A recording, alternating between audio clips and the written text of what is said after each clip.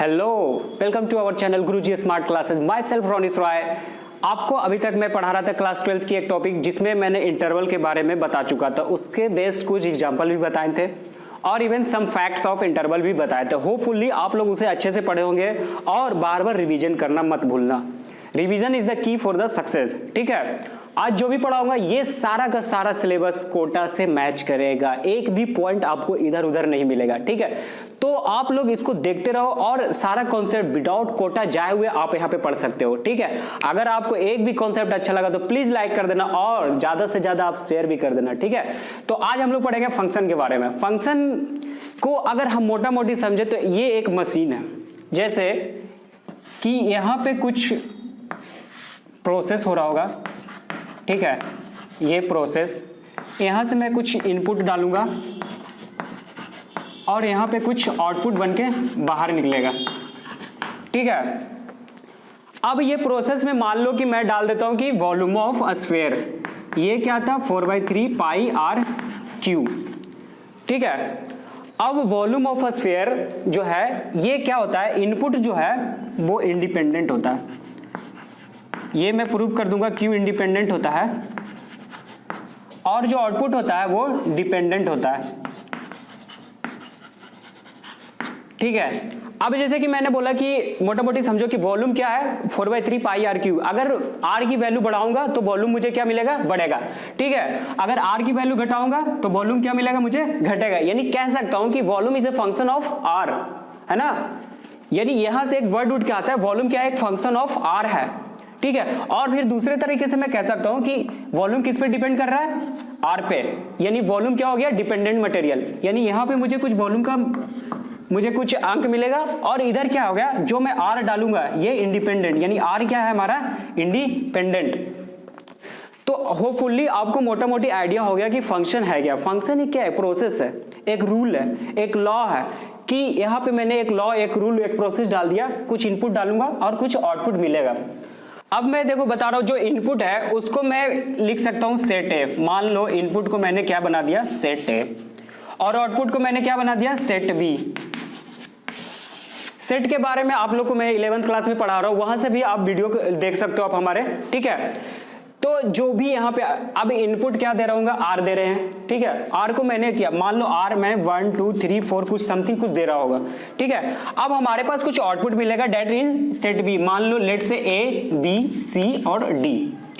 तो फंक्शन क्या है, फंक्शन बेसिकली हम एक वर्ड मैपिंग से समझते हैं। फंक्शन को हम सेट ए जो होगा वो नॉन एम्प्टी सेट होगा, सेट बी भी जो होगा वो नॉन एम्प्टी सेट होगा, एक भी एलिमेंट होना आवश्यक है। ठीक है, ये पहला रूल है फंक्शन के लिए।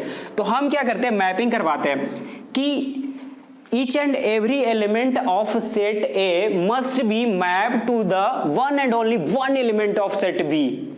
ठीक है, यानी कहने का मतलब क्या है कि यहां सारे एलिमेंट जो होगा, एक रूल होगा फंक्शन, एक प्रोसेस होगा एफ। फंक्शन को कुछ भी लिख सकते हो आप, एक्स वाई जेड कुछ भी, लेकिन एफ ज्यादा सूट कर रहा है इसलिए हम एफ ले रहे हैं। ठीक है, तो एक क्या है, रूल है जिसमें हम मैपिंग करवा रहे हैं सेट ए के एक एलिमेंट के one and only one element, at least एक एलिमेंट में, यानी एक बार कोई एक्स ले रहा हूं तो उसका जो सेट बी में एक ही एलिमेंट लेंगे। ठीक है, उस प्रोसेस, उस रूल को, उस करस्पॉन्डेंस को हम क्या कहेंगे, फंक्शन कहेंगे। डिफाइन करते हैं ऐसे फंक्शन को। ठीक है, फिर मान लो कि 2 है, अब मान लो आर की जगह मैं 2 डालूंगा तो कुछ ना कुछ वॉल्यूम मुझे मिलेगा, तो वो मुझे सेट बी में मिलेगा। मान लो वो मुझे मिला बी। ठीक है, उसी तरह से 3 डाल रहा हूं, एक फंक्शन है मिला सी मिला मुझे, फिर 4 डाल रहा हूं, ये डी मिला। ठीक है, इस प्रोसेस को, इस रूल को, इस मैपिंग को हम क्या कहते हैं, फंक्शन कहते हैं। ठीक है, फंक्शन इज ए रूल और corresponding in which mapping of set A which is non empty to the set B which is also non empty set only one and only one element of set B. कहने का मतलब कि ये इधर एक element के साथ set B का एक ही एलिमेंट ले सकते हैं। ठीक है, अगर मैं बोल दूं कि 1 का बी से भी है, ये क्या हो जाएगा, मोर देन वन एलिमेंट हो गया ऑफ सेट बी। ये फंक्शन नहीं कहलाता, दिस इज द रिलेशन। ठीक है, रिलेशन भी आपको पढ़ाया हूं, वहां पे अच्छे से क्लियर किया हूं ठीक है। तो इस प्रोसेस को हम फंक्शन नहीं कह सकते हैं, हम क्या कहेंगे, each element of set A must be mapped with the one and only one element of set B, okay, तभी वो हमारा फंक्शन कहलाएगा, otherwise relation and not a function कहलाएगा, ठीक है।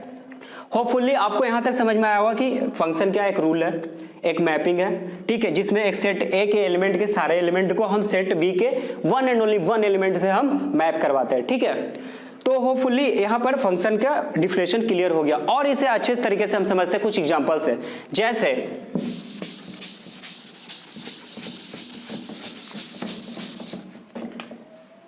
मैं यहां पे ले लूं, मान लो कि एक फंक्शन डिफाइंड है r से r plus that is y square equal to x. अब देखो यहां पर क्या है, मैं x ले रहा हूं, x क्या होगा हमारा independent and y is the dependent. तो इंडिपेंडेंट तो कुछ भी मैं ले सकता हूं। अब x इक्वल टू 4 लो, आप x इक्वल टू 4 लो, तो y क्या आ रहा है यहाँ पे, वाई स्क्वायर इक्वल टू 4। अब मैं ये स्क्वायर हटाऊंगा, ये रूट में चला जाएगा और प्लस माइनस यहाँ पे ऐड हो जाएगा, तो y इक्वल टू क्या आ रहा है, प्लस माइनस 2। यानी एक x के लिए मुझे 2 एलिमेंट मिल रहा है, यानी हमारे x में यहाँ पे मैंने 4 लिया था सेट A में, और मुझे सेट B में क्या मिल रहा है, 2 -2 एंड 2, यानी एक एलिमेंट के लिए 2 y मिल रहा है मुझे। ये पॉसिबल नहीं है, ये ऐसा केस मैंने क्या बताया था कि एक x के लिए एक ही y मुझे मिले, ठीक है। अदर x के लिए सेम y हो सकता है, लेकिन एक x के लिए एक ही y, one and only one element of the set B must be mapped. यहां पर क्या हो गया, एक x के लिए मुझे 2 y मिल रहा है, तो ये फंक्शन नहीं होगा। तो ये जो मैंने लिखा है कि function r to r plus y square x, ये क्या है, फंक्शन नहीं है। आपको होपफुली समझ में आया, क्यों नहीं है, क्योंकि एक x के लिए मुझे क्या मिल रहा है, 2 y मिल रहा है। ये हमारे जो फंक्शन के रूल थे वो वायलेट कर रहे हैं, ठीक है। इस कारण से ये इसको हम फंक्शन नहीं कहेंगे। और भी अच्छे से समझते हैं, एक और एग्जांपल लेते हैं। और ये r और r प्लस आपको समझ में आ रहा होगा, फर्स्ट लेक्चर में बताया हूं, r for real number, r plus x greater than 0 वाली बात हो रही है, ठीक है। आप वहां से नोटेशंस वगैरह देख लेना। एक और एग्जाम्पल लेते हैं कि मान लो एक कोई फंक्शन मैंने बोला आपको कि -2 से लेके और मुझे r मिल रहा है, और वो फंक्शन है x square plus y square equal to 4, ठीक है। अब मैं देखूं यहाँ पे कि यहाँ पे आप क्या रखो कि -2 रखो, आप x की जगह, ये x वाला पार्ट होता है इंडिपेंडेंट और ये डिपेंडेंट, बाद में इसका भी नाम है वो भी बताऊंगा, ठीक है। अभी ये समझो कि ये इंडिपेंडेंट है जो x में डाल सकता हूं, और जो मुझे मिलेगा वो y में आएगा, ठीक है। अब -2 और 2 रखूंगा तो उस समय y इक्वल टू 0 आएगा, ठीक है। यानी क्या हो रहा है कि -2 रख रहा हूं सेट A में, B में क्या मिल रहा है मुझे 0, 2 भी रख रहा हूं तो 0 मिल रहा है, ये चलेगा। 2x के लिए एक y चलेगा, ठीक है, लेकिन एक x के लिए 2 y नहीं चलेगा, ठीक है। तो यहाँ पर अब उसके अलावा कोई भी आप ले लो, कोई भी संख्या ले लो, 1 ले लो, तो 1 लोगे तो आपके पास क्या आएगा, 1 plus y square equal to 4, यानी वाई स्क्वायर इक्वल टू 3। अब y को आप कैलकुलेट करो, ये प्लस माइनस √3, यानी एक x के लिए 2 y आ रहा है। तो -2 और 2 को छोड़ के जितने भी x थे इसमें, उसके लिए फंक्शन डिफाइंड नहीं है। ये डिफाइंड कब होगा, जब x इक्वल टू -2 एंड 2, तो उस समय तो हम कहेंगे कि ये फंक्शन डिफाइंड है। अदरवाइज अगर कुछ और x ले रहे हो तो उसमें फंक्शन डिफाइंड नहीं है। एक और एग्जांपल लेते हैं, जैसे हमारे पास है कि फंक्शन r से r, यानी real number to real number, y equal to x3, ठीक है। अब यहाँ पे कोई भी रियल नंबर ले लो, आप 1 ले लो, 2 ले लो, 3 ले लो, हर एक x के लिए मुझे y क्या मिलेगा, यूनिक मिलेगा। My dear friend, note that but unique, हर एक x के लिए मुझे y क्या मिलना चाहिए, यूनिक। तो हमारे पास क्या हो रहा है, यहाँ पे कोई भी ले लो आप, -∞ से इन्फिनिटी तक कोई भी x ले लो, आपको एक नया ही मिलेगा। इसका ग्राफ ड्रॉ करेंगे तो ये कुछ ऐसे आता है, मान लो ऐसे आता है, तो हर एक x के लिए मुझे y क्या मिल रहा है, डिफरेंट मिल रहा है, ठीक है। तो कह सकते हैं कि ये जो मैंने फंक्शन डिफाइन किया है r से r, y equal to x3, ये क्या हमारा फंक्शन है, ठीक है। अब कुछ आगे बढ़ते हैं। थोड़ा सा पढ़ते हैं, इंडिपेंडेंट और डिपेंडेंट, जो अभी मैं वर्ड यूज कर रहा था उसको एक्चुअली कहते क्या है। तो अब जो फंक्शन है और जो फंक्शन नहीं है उसको हम ग्राफिक समझते हैं। ग्राफिकली कैसे है कि ये हमारे पास सेट ए था, ये हमारे पास सेट बी था, ठीक है, ये सेट ए और ये सेट बी। यहाँ पे क्या है हमारे पास 1 2 3 4 5 ले लो, यहाँ पे A B C D E. तो फंक्शन डिफाइन करने के लिए क्या बोला था कि मान लो ये सिंगल ये कुछ डाल रहा हूँ, एक्स डाल रहा हूँ इंडिपेंडेंट और मुझे कुछ वाई मिल रहा है, तो ये क्या है फंक्शन। इस वाले प्रोसेस को हम क्या कहेंगे, अगर ये रूल फॉलो कर रहा है तो ये फंक्शन होगा। एक और रूल है कि मान लो यहाँ पे सेट ए है 1 2 3 4 5, उसी तरह से सेट बी है यहाँ पे ए बी सी डी और ई। अगर मान लो 1 के लिए ए आ रहा है, 2 के लिए भी ए आ रहा है, 3 के लिए बी आ रहा है, 4 के लिए सी आ रहा है और 5 के लिए भी सी आ रहा है, तो देखो यहाँ पे क्या हो रहा है, 2 एक्स के लिए 1 वाई आ रहा है, चलेगा।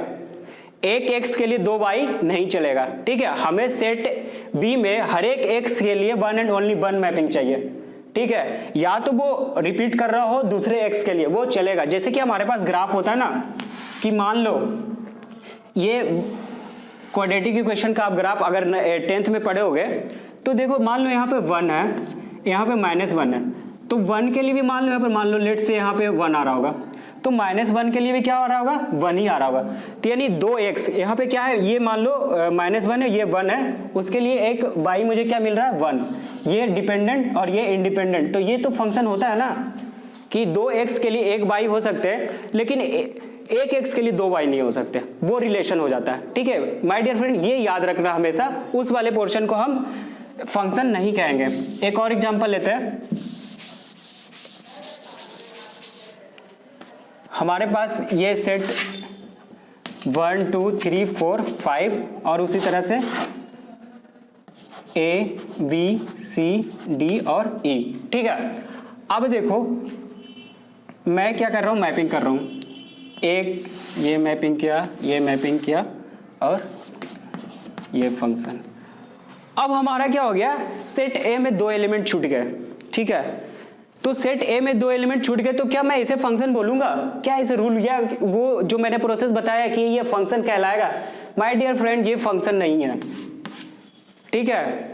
हमारे जो प्रीवियस एग्जांपल दे रहा था, इसमें सेट बी के एलिमेंट मैपिंग ना हो चलेगा, लेकिन सेट ए के एलिमेंट, हर एक element, each and every element must be map to the set of element B, ठीक है। ये इंपॉर्टेंट है, हमारा जो भी यहाँ पे इंडिपेंडेंट मटेरियल था वो मस्ट बी मैप्ड होना चाहिए, सारा का सारा इसके साथ मैपिंग होना चाहिए। अगर इस तरह से भी आ गया तो वो हमारा फंक्शन नहीं कहलाएगा, ठीक है।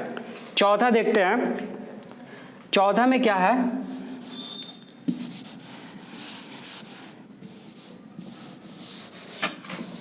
फोर्थ में मान लो वही फोर्थ जो अभी मैं कह रहा था कि x के लिए a डिफाइंड है और ये मान लो 1 के लिए ऐसा आ जाए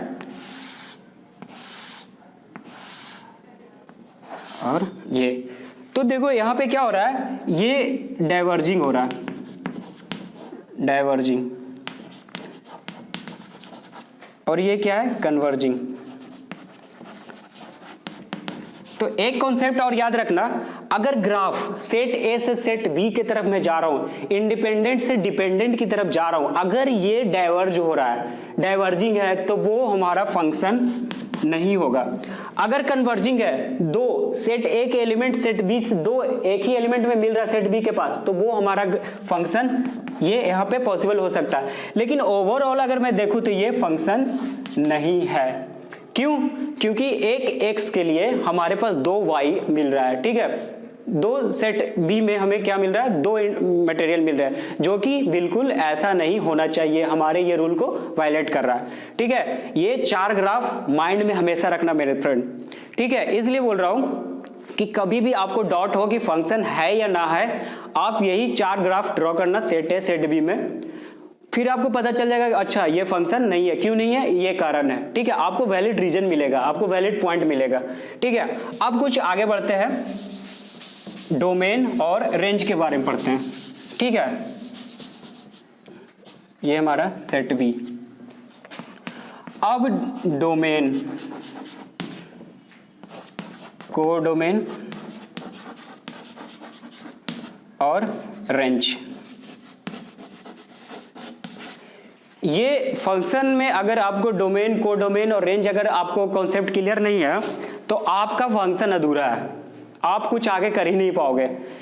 तो डोमेन किसे कहते हैं? वो एक्स जिसके लिए फंक्शन डिफाइंड है उसे हम डोमेन कहते हैं, या कह सकते हैं elements of set A, elements of set ए, यानी ये एलिमेंट जो भी मैं लूंगा, जो एलिमेंट हमारे सेट ए में आएंगे जिसका हम मैपिंग करवाएंगे वो एलिमेंट क्या कहलाएंगे? डोमेन ए।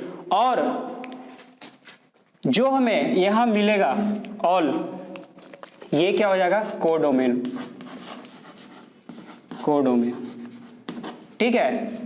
रेंज और कोडोमेन बराबर भी हो सकते हैं और उससे कम भी हो सकते हैं। जैसे कि मान लो कि एक एग्जांपल में मान लो ये 5 4 के साथ ही मैप हो गया, तो यहां पे क्या हो गया?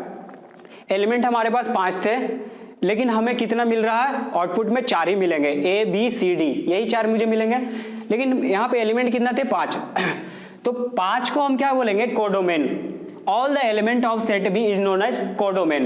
लेकिन जो हमें रिक्वायर्ड मिलेगा यानी डी तक मिलेगा उसे हम क्या कहेंगे? रेंज। क्लियर हो गया होगा? डोमेन और रेंज क्या है? तो कह सकते हैं domain is the subset of codomain, sorry range is the subset of codomain. देखो ये रेंज और कोडोमेन बराबर भी हो सकते हैं और कम भी हो सकते हैं, ठीक है, लेकिन रेंज कोडोमेन से बड़ा नहीं हो सकता। तो हर एक एलिमेंट, हर एक एक्स के लिए हर एक एलिमेंट ऑफ सेट बी मुझे मिल रहा है तो उस समय रेंज और कोडोमेन बराबर होंगे। अगर कोई एलिमेंट छूट गया सेट बी में, डजंट मैटर, वो क्या कहलाएगा? ऊपर का portion range, and all the element of set B known as codomain. आपको मैं ओरली यहाँ पे बता रहा हूँ और सारे नोट्स के पीडीएफ मैं डिस्क्रिप्शन में लिंक डाल रखा हूँ। हमारे टेलीग्राम चैनल पे जाना, वहाँ पे आप ज्वाइन करना, आपको सारा जो भी यहाँ पे पढ़ा रहा हूँ वो सारा का सारा अच्छे से नोट्स बना के वहाँ पे डाल दिया हूँ, ठीक है। तो प्लीज दोस्तों इसे शेयर करना। आज एक भी कॉन्सेप्ट नया सीखा हो और होपफुली आप मैच करवा लेना आप कोटा के लेक्चर और हमारे लेक्चर से, आपको कहीं डिफरेंस नहीं मिलेगा, ठीक है। तो आगे बढ़ते हैं। तो ये था हमारे पास कॉन्सेप्ट डोमेन, कोडोमेन और रेंज का। अब इसका थोड़ा सा क्या करते हैं, अगर मान लो 2 फंक्शन है एफ एक्स और वो जुड़ के मान लो जी एक्स से जुड़ा हो, ठीक है, तो इसका डोमेन क्या होगा? जैसे कि एग्जांपल मान लो एक्स है प्लस लॉग एक्स। एक्स क्या है? एक अलग फंक्शन है, ठीक है। लॉग एक्स क्या है? एक अलग फंक्शन जी एक्स मान लो। अब ये दोनों का डोमेन क्या होगा? तो domain of x F x कुछ होगा, डोमेन ऑफ जी एक्स कुछ होगा।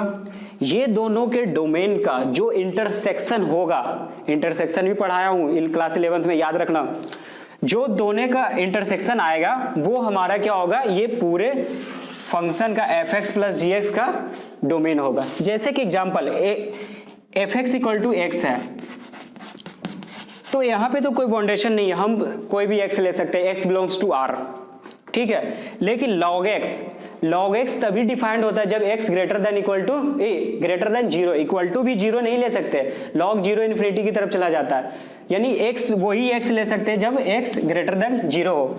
यानी हमारे पास 2 कंडीशन आ गए, एक क्या है माइनस इन्फिनिटी से इन्फिनिटी तक जा रहा है और एक दूसरा ग्राफ क्या है यहाँ पर लेट से 0 से इन्फिनिटी की तरफ जा रहा है, तो कॉमन क्या आ रहा है 0 टू इन्फिनिटी। तो domain of f x plus g x और एक्स प्लस लॉग एक्स क्या आ जाएगा? X greater than 0। कौन से एक्स के लिए डिफाइंड है? आपको हमेशा डोमेन दिया हुआ नहीं रहेगा कि ऐसे फंक्शन r टू r, कभी कभी अगर ये ना भी दिया हो रहा है ना तो आप समझ लेना कि ये क्या कह रहा है कि इसका डोमेन वो x ले सकते हैं जिसपे ये पूरा फंक्शन क्या है? डिफाइंड है, ठीक है। तो उस समय क्या हो जाएगा? अब देखो ये दोनों में कॉमन क्या आ गया? इंटरसेक्शन मैंने दोनों का लिया तो ये आ गया x ग्रेटर देन 0, यानी इसका डोमेन क्या आ जाएगा? x greater than 0। उसी तरह से अगर माइनस ले लूंगा, प्लस हो या माइनस हो, यहाँ पर माइनस हो जाएगा तो वापस से वही आएगा सेम। अब प्रोडक्ट के लिए पढ़ते हैं और डिवीजन के लिए पढ़ते हैं।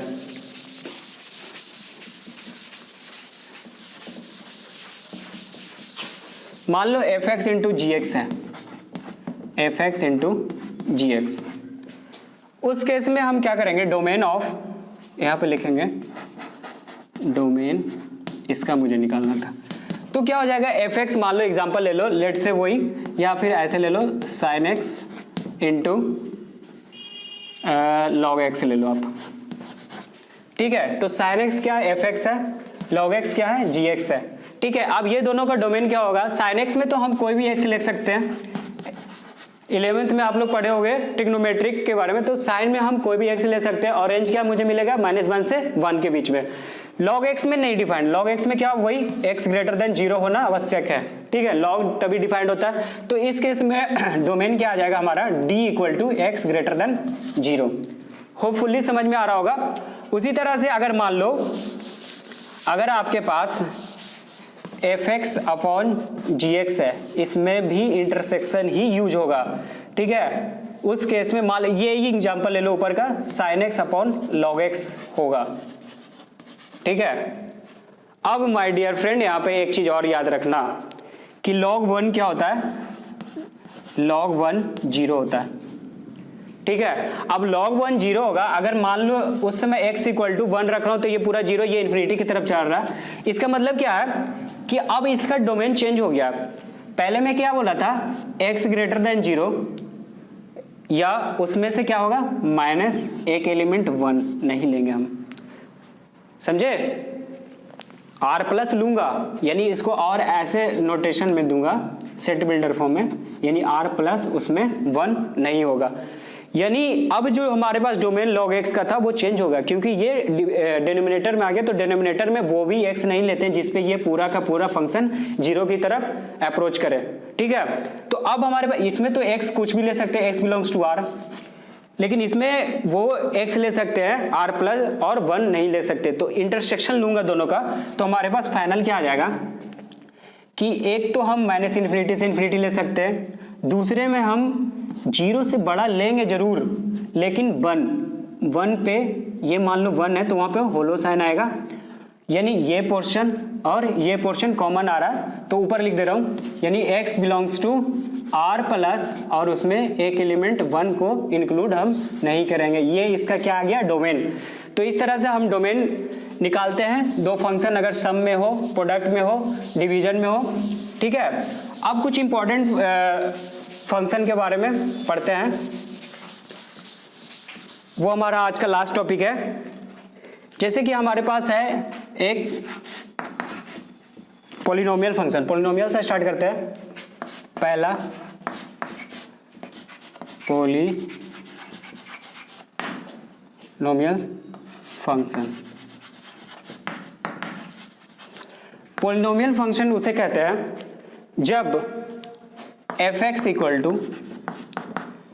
a0 x पे पावर n a1 x पे power a-1 plus a2 x पे पावर n-2, और ये ऐसे शो ऑन जाएगा, लास्ट में क्या बच जाएगा, an। अब देखो हमारे पास क्या हो रहा है कि polynomial function is a function in which f(x) is defined completely on x, in which n क्या है, integer, a0 does not equal to 0, ये a0 a1 a2 a3 ये क्या है, हमारे कांस्टेंट है, ठीक है। इस वाले फंक्शन को हम क्या कहते हैं, पॉलिनोमियल फंक्शन। तो सेकंड हमारा आता है अलजेब्रिक फंक्शन, अलजेब्रिक फंक्शन। अब देखो ये सारा का सारा पोर्शन उठा के अगर मैं इधर ले आऊं माइनस में, यानी f(x) में बाई मान लूं, बाई माइनस a0, इस तरह से ऐसे कुछ लिखा हो, a1 x पे power n-1 and so on plus an equal to 0 हो जाए। यानी कहने का मतलब क्या है कि अगर पॉलिनोमियल फंक्शन इक्वेशन में कन्वर्ट हो जाए, उस वाले फंक्शन को हम क्या कहेंगे, अलजेब्रिक फंक्शन कहेंगे।